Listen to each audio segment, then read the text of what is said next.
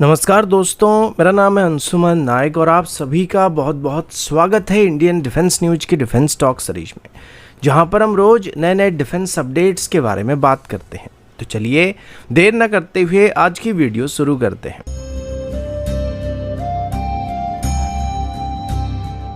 आज की पहली अपडेट ऑपरेशन सिंदूर की तरफ से है। 22 अप्रैल को पहलगाम में किए गए टेररिस्ट अटैक के बाद भारत का क्या रिस्पांस होने वाला है, इसी को लेकर चर्चा चल रहा था और इसी के चलते कल रात को 1 से 2 बजे के बीच भारत की तरफ से ऑपरेशन सिंदूर को लॉन्च किया गया था। जिस तरीके से पहलगाम में धर्म पूछकर महिलाओं के सामने उनके पतियों को मार दिया गया था और उनकी माथे का सिंदूर मिटा दिया गया था, उसी के रिस्पॉन्स में इस ऑपरेशन का नाम सिंदूर रखा गया था। मजे की बात यह कि यह पहली बार है जब भारत की तरफ से किसी एक फोर्स से हमला नहीं किया गया था, बल्कि इसमें हमारी तीनों सर्विस शामिल थे। यह ऑपरेशन लगभग 25 मिनट के आसपास चला था और इस दौरान पाकिस्तान के टोटल 9 जगहों पर मौजूद सुअर प्रोडक्शन फैक्ट्रीज के ऊपर स्ट्राइक किया गया था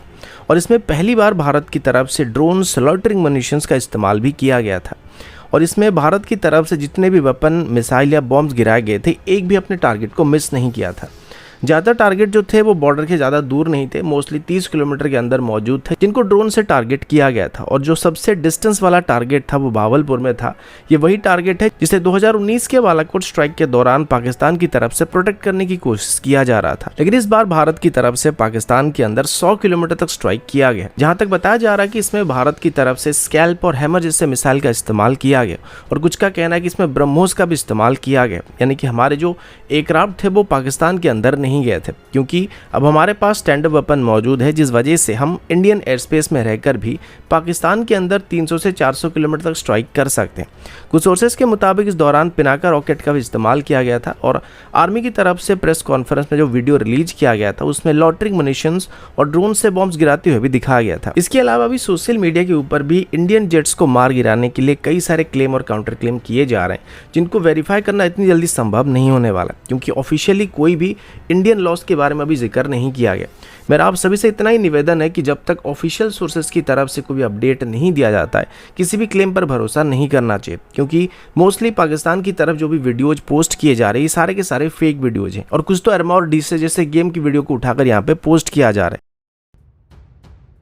अगला अपडेट भारत के एक और बड़े डिफेंस एक्सपोर्ट माइलस्टोन की तरफ से। भारत की तरफ से भी आर्मेनिया को अपना indigenous air defence missile system आकाश-1S का दूसरा बैच डिलीवर किया जाने वाला है। ये डिलीवरी 2022 में साइन किए गए 6000 करोड़ की डील का एक पार्ट है, जिसमें टोटल 15 आकाश मिसाइल सिस्टम्स को आर्मेनिया की तरफ से ऑर्डर किया गया था। पहला बैच नवंबर 2024 में आर्मेनिया को डिलीवर किया चुका है, जिसे डिफेंस प्रोडक्शन सेक्रेटरी ने बेंगलुरु से फ्लैग ऑफ किया था। ये माइलस्टोन भारत के लिए इसलिए भी इंपॉर्टेंट है क्योंकि ये ब्रह्मोस मिसाइल के बाद दूसरा मेजर मिसाइल एक्सपोर्ट होने वाला है और इससे भारत की ग्लोबल डिफेंस एक्सपोर्ट की इमेज और भी मजबूत होती जा रही है। आकाश-1S सिस्टम का प्रोडक्शन भारत इलेक्ट्रॉनिक लिमिटेड और भारत डायनामिक लिमिटेड की तरफ से किया जाता है। इसकी हर एक बैटरी में 4 लॉन्चर होते हैं और हर एक लॉन्चर में एक बार में 3 मिसाइल को इंटीग्रेट किया जा सकता है और फायर किया जा सकता है। इसके अलावा हर आकाश बैटरी में राजेंद्र 3D ऐसा रडार भी मौजूद है और साथ ही आकाश-1S में जो सबसे खास बात है वो इसका सीकर है, क्योंकि पहले के मुकाबले काफी एडवांस सीकर का इस्तेमाल इसमें किया जा रहा है और ये किसी भी तरीके की एरियल थ्रेट को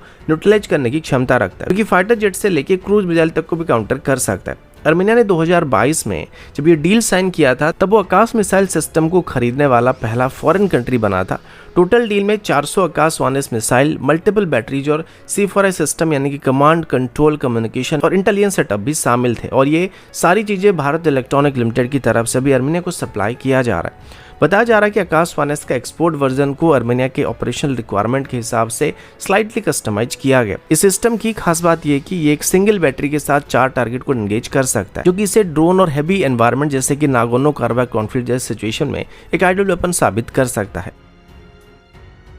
अगला अपडेट DRDO के नए एडवांस टोड गन सिस्टम की तरफ से है। DRDO की तरफ से अपने पहले के advance towed artillery gun system यानी कि ATGS का एक हल्का वेरिएंट अभी डेवलप करने की कोशिश किया जा रहा है, जिसका वेट 15 टन से कम होने वाला है और इसको खास तौर पर माउंटेन रीजन में और लिमिटेड इंफ्रास्ट्रक्चर वाले एरिया में डिप्लॉय करने के लिए डिजाइन किया जा रहा है। इस नए टोड गन सिस्टम में एक 23 लीटर का चैम्बर का इस्तेमाल किया जा रहा है, जो कि पहले की ATGS के 25 लीटर वाले चैम्बर से थोड़ा छोटा होने वाला है। इसका एक डाउन साइड ये होगा कि इसका रेंज के ऊपर इसका असर पड़ने वाला है, जो कि ATGS के मुकाबले कम होने वाला है, क्योंकि इसकी चैम्बर में ATGS ATGS के मुकाबले 2 लीटर के आसपास कम एक्सप्लोसिव का इस्तेमाल किया जा सकता है, लेकिन वहीं पर गन हल्का होने की वजह से इसे हायर अल्टीट्यूड जैसे कि लद्दाख और अरुणाचल जैसे लोकेशन में इजीली ट्रांसपोर्ट किया जा सकता है। टोड गन सिस्टम का डिजाइन ऐसे किया जा रहा है कि स्टैंडर्ड मिलिट्री ट्रक से टो किया जा सके और एयरलिफ्ट भी किया जा सकेगा। इसमें ऑल इलेक्ट्रिक ड्राइव सिस्टम का भी इस्तेमाल किया जा रहा है, जो कि मेंटेनेंस को रिड्यूस करने के साथ साथ रिलायबिलिटी को इंप्रूव करने वाला है। इस गन का बैरल भी 155 और 52 कैलिबर स्टैंडर्ड का होने वाला है, जो कि इंडियन आर्मी के स्टैंडर्ड एमुनेशन के साथ कॉम्पैक्टेबल होने वाला है। इसका मतलब ये कि ये गन हमारे एग्जिस्टिंग एमुनेशन को फायर कर सकता है और इसके लिए कोई स्पेशल एमुनेशन की जरूरत नहीं पड़ने वाली है। हालांकि छोटे चैम्बर का मतलब है कि इसका रेंज ATGS से थोड़ा कम होगा, लेकिन इंडियन आर्मी के लिए खास करके नॉर्दर्न बॉर्डर जैसे एरिया में मोबिलिटी और रैपिड डिप्लॉयमेंट ज्यादा जरूरी है। वहां पर ATGS हैवी होने की वजह से इसे ट्रांसपोर्ट करने में थोड़े प्रॉब्लम आने वाले हैं। इस वजह से आर्मी की तरफ से भी लाइटर गन को अपने सर्विस में शामिल करने का फैसला किया जा रहा है। अभी आर्मी की तरफ से इस तरीके की 400 गन को खरीदने का प्लान किया जा रहा है और आने वाले समय में ऐसे 1200 से ज्यादा गन को आर्मी में इंडक्ट करने का प्लान किया जा चुका है। अगला अपडेट इंडियन नेवी की तरफ से है। 28 अप्रैल 2025 को भारत ने फ्रांस के साथ 63,887 करोड़ का एक इंटर गवर्नमेंटल डील को साइन किया गया, जिसमें 26 रफाल एम फाइटर जेट को इंडियन नेवी के लिए खरीदा गया है। ये जेट INS विक्रांत और INS विक्रमादित्य एयरक्राफ्ट से ऑपरेट करने वाले हैं और अभी फ्रांस की तरफ से बताया जा रहा है कि इंडियन नेवी के पायलट्स को रफाल एम को ऑपरेट करने के लिए ट्रेनिंग प्रोग्राम को 2026 से ही स्टार्ट किया जाने वाला है। ये ट्रेनिंग फ्रेंच नेवी और डसॉल्ट एविएशन की तरफ से इंडियन नेवी के पायलट्स को प्रोवाइड किया जाने वाला है, क्योंकि इनिशियली डील साइन होने के 3 साल बाद ही जेट को भारत को डिलीवर किया जाएगा। इस बीच फ्रेंच नेवी के रफाल में इंडियन नेवी के पायलट्स को ट्रेनिंग किया जाने वाला है। रफाल एम की बात करें तो ये रफाल का मरीन वेरिएंट है, जो कि खास करके शॉर्ट टेक ऑफ और अरेस्टेड लैंडिंग करने के लिए डिजाइन किया गया। इस वजह से इसकी अंडर कैरियर सेक्शन और लैंडिंग गियर्स इंडियन एयरफोर्स के रफाल के मुकाबले काफी मजबूत हैं, लेकिन अभी तक इंडियन नेवी के पायलट्स को रफाल को उड़ाने का कोई खास अनुभव नहीं है। इस वजह से इनिशियल फेज में डसॉल्ट की तरफ से इंडियन नेवी की फ्लाइट इंस्ट्रक्टर्स को रफाल में ट्रेन करने का फैसला किया जा रहा है, जो कि बाद में इंडियन नेवी के बाकी पायलट्स को ट्रेन करने वाले,